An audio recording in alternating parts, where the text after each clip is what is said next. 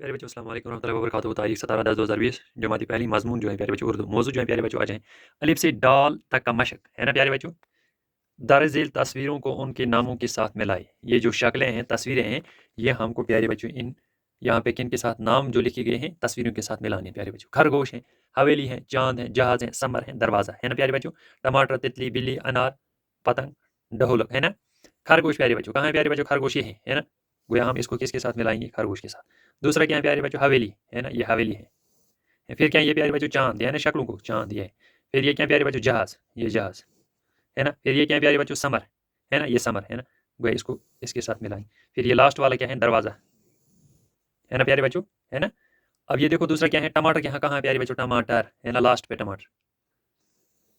टमाटर, तितली कहाँ है प्यारे बच्चों, तितली है ना। बिल्ली कहाँ है प्यारे बच्चों, बिल्ली। अनार है ना प्यारे बच्चों, ये अनार। पतंग कहाँ है प्यारे बच्चों, ये पतंग है। ढोलक ये है ना, ये।